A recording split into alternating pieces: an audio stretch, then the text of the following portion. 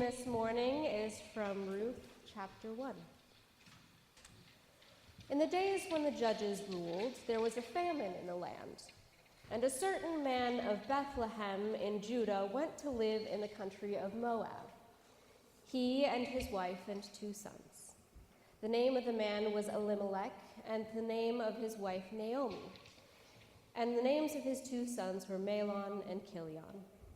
They were Ephrathites from Bethlehem and Judah. They went into the country of Moab and remained there, but Elimelech, the husband of Naomi, died, and she was left with her 2 sons. When they had lived there about 10 years, both Mahlon and Chilion also died, so that the woman was left without her 2 sons and her husband.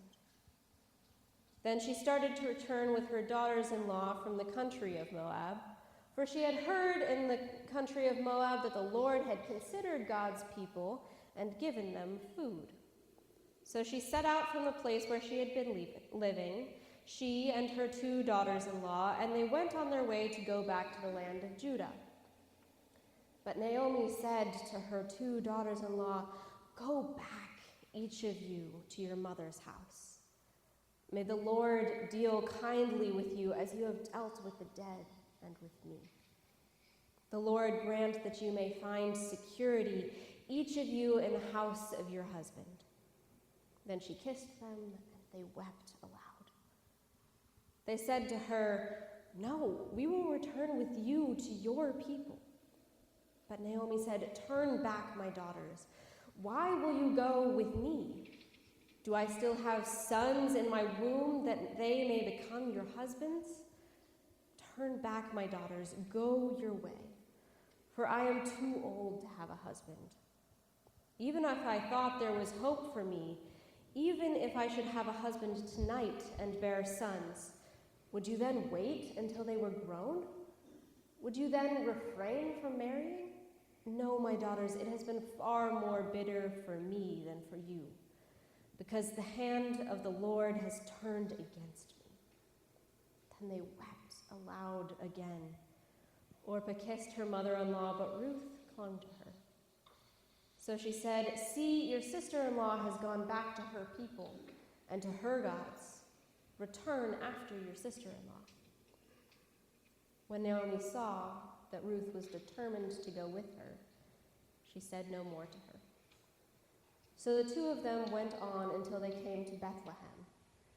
When they came to Bethlehem, the whole town was stirred because of them. And the women said, "Is this Naomi?" She said to them, "Call me no longer Naomi. Call me Mara, for the Almighty has dealt bitterly with me. I went away full, but the Lord has brought me back empty. Why call me Naomi when the Lord has dealt harshly with me, and the Almighty has brought calamity upon me?"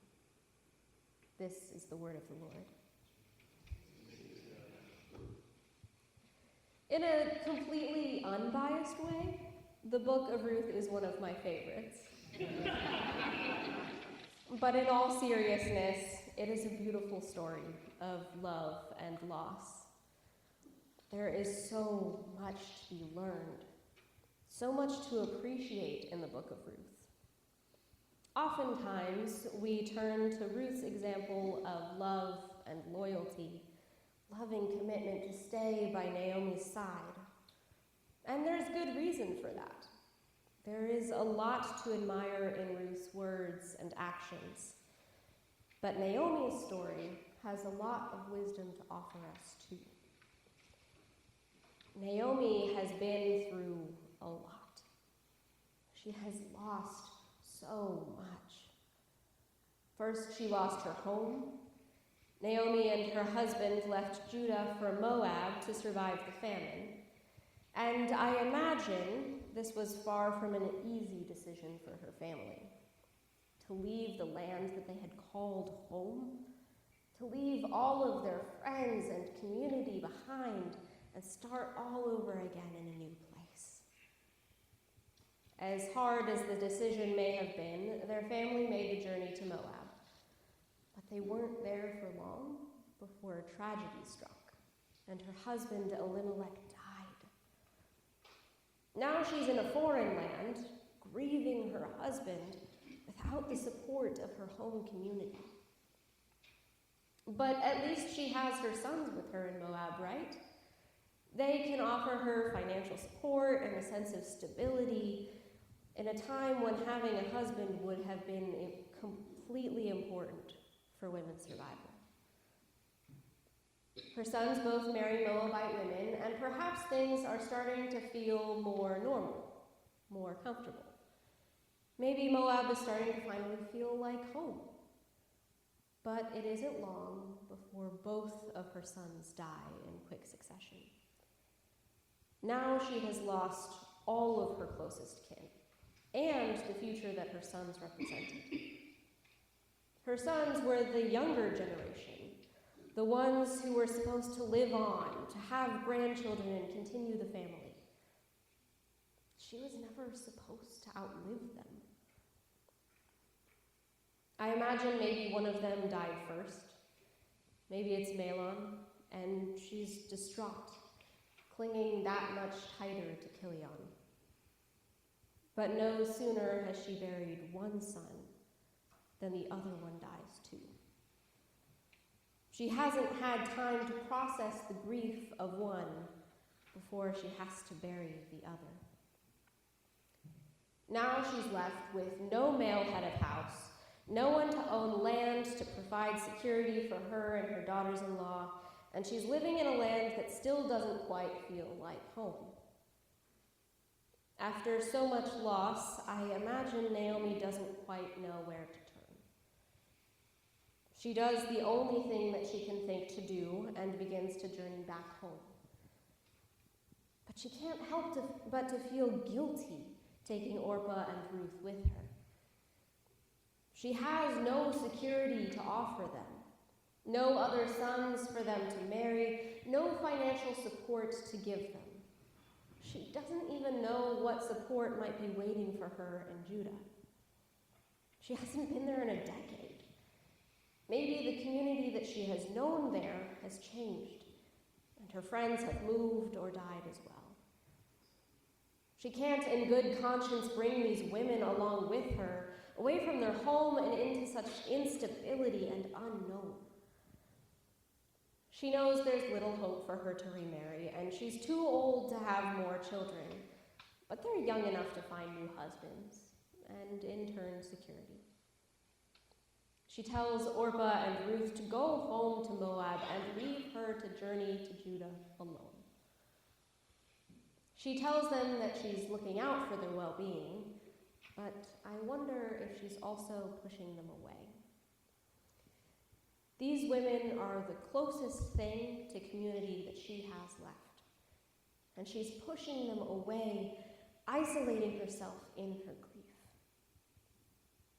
Orpah reluctantly listens to Naomi and returns to Moab, but Ruth will not allow Naomi to go alone and journeys with her to Judah. When they finally arrive in Judah, those who had known her there barely recognize her. She has lost so much that perhaps it has started to take a toll on her body. After all, it's been 10 years since they saw her, so she's aged too. They ask, "Is this Naomi?" And I think it is through her response that we see the true depth of her grief and loss.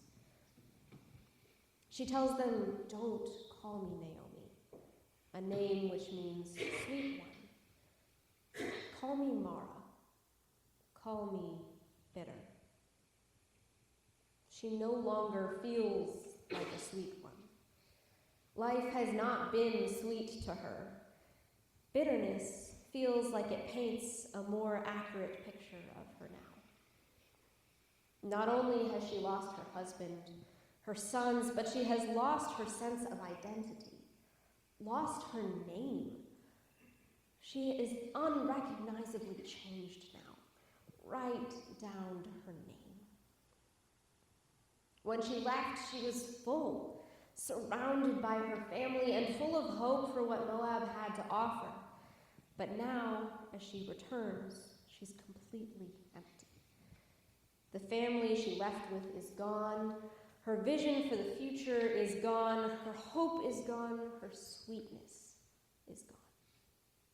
All that is left is bitter emptiness. She even feels like she's lost God somewhere along the way. God is supposed to be the one who provides, a God of hope. But all she has evidence of is a God who let her husband and both of her sons die. A God who has dealt bitterly with her and brought calamity upon her. She feels utterly abandoned by God. It's a distressing picture, seeing just how much Naomi has lost, how much she has gone through, how much grief has been piled on. There's a reason that we normally turn to Ruth rather than looking closely at Naomi's story. It's much easier to look to Ruth, to see her example of connection and support in grief, and use that as a roadmap for how to react in times of loss. It's much more hopeful, and there's nothing wrong with that. There are plenty of moments when we need a little hope, when we need the reminder to turn towards one another in our grief. But Naomi is teaching us something too.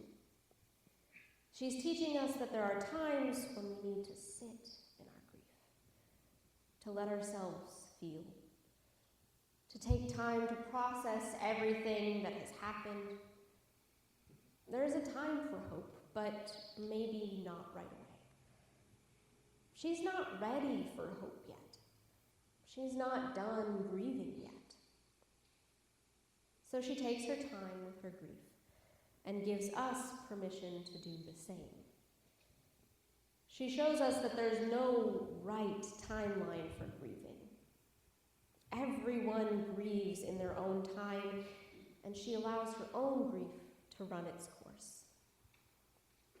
She gives us permission to linger in our grief and not try to rush to any solution. After all, is there any real fix to grief? She can move on with her life and find new ways to feel full again, but there's no magic fix for this loss. There will always be the lingering pain of the loss of her family, even years down the line. Someone told me recently that grief isn't one emotion, it's all of the emotions at once. And I had never thought of grief like that, but I think there's a lot of truth to that insight. Grief isn't one thing. It's sadness, it's emptiness, it's anger and frustration, it's loneliness and isolation, it's desperation. It's everything at once. And there's something so intense about that, so overwhelming that it's easy to want to avoid it, to stuff all those emotions down and throw them out. But Naomi demonstrates for us how to sit in these emotions, how to let ourselves feel them and perhaps begin to process them. She cries with Ruth and Orpah, letting her tears flow and showing her sadness and despair.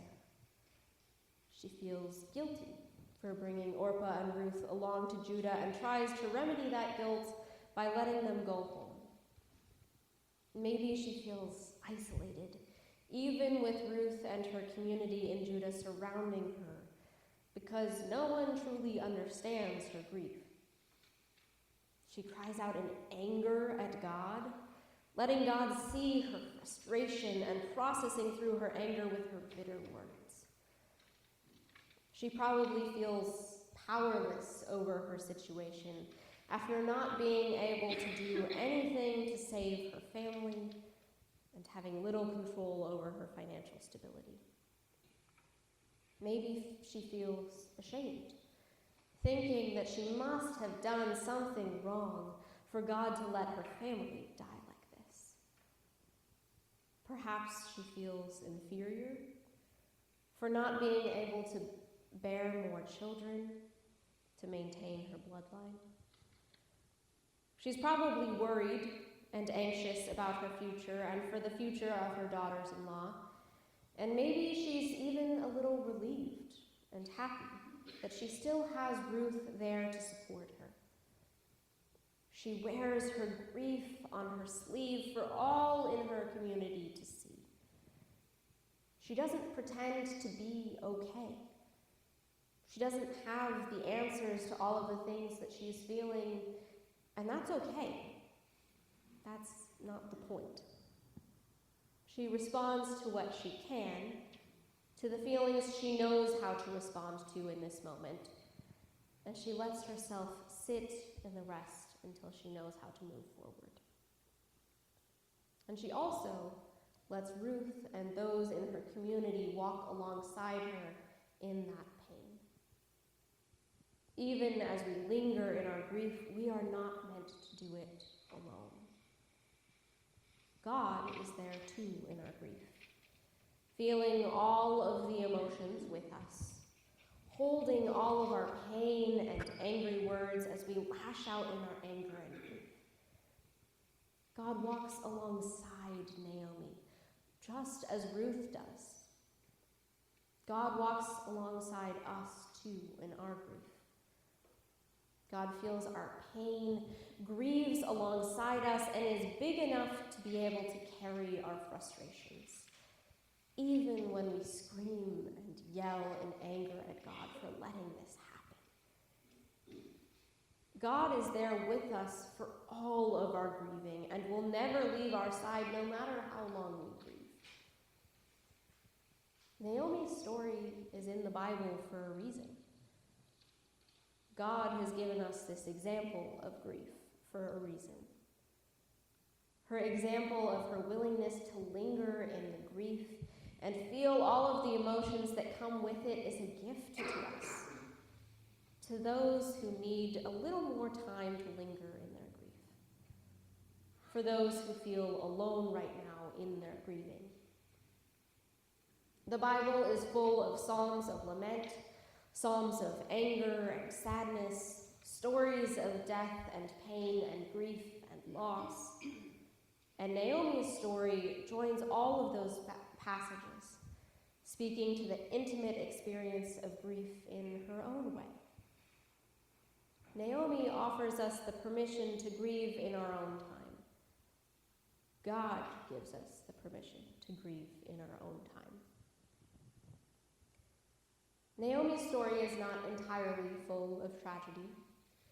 To jump to the end of the story, Ruth finds a husband, Boaz, a distant family member of Naomi's, who provides stability and security for both of them. And Ruth has a son who is described as being born to Naomi. All is not lost. She is safe with a roof over her head and food to eat. And through the birth of Ruth's son, she has the promise of a future that was lost in the death of her own sons. She has a little one to love and care for like she did her own sons. As Dr. Megan Fullerton-Strollo says, the good news of the book of Ruth is that blessings can still come even when we are in the midst of our grief. But Naomi's story also teaches us that if we are not ready to acknowledge those blessings, that's okay. The story does not end in pure pain and hopelessness. There is still hope and good news to be found. But the hope intermingles with the grief. There are not neat and tidy lines between grief and hope. There are glimmers of hope amidst the pain, blessings amidst the grief. And we can hold on to the two at the same time if we are ready for it, can acknowledge the blessings in our sadness if we wish. But Naomi gives us the permission to move through grief in our own time. If we're not ready to recognize the glimmers of hope, if they don't feel quite hopeful yet, we're allowed to find solace alongside Naomi in our grief for a little longer. Naomi's story ends with glimmers of hope, but even then she's not ready to acknowledge those blessings. In a story where she's spoken openly about her grief and coached Ruth through her connection with Boaz, she ends the story in silence. We don't hear her celebration of the birth for her grandson, or praising God with joy for the providence that she has found. She isn't ready to celebrate just yet. She'll get there eventually, but for now, she still has some processing of her grief left to do. As we reflect on Naomi's grief, I wonder what grief of your own this brings up. Perhaps you're grieving the death of a friend or relative like Naomi is.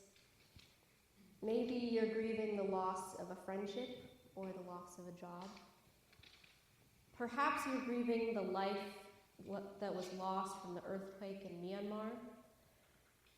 Maybe you're grieving the political upheaval right now and the uncertainty of the future of our country. Whatever it is that you're grieving, I invite you to linger in your grief with Naomi, to let the tears flow, to sit with all of the emotions that grief brings and begin to process them, to bring your grief and pain and anger to God. Take your time. There will be time to move towards hope when you're done. In the name of the Creator, Sustainer, and Redeemer.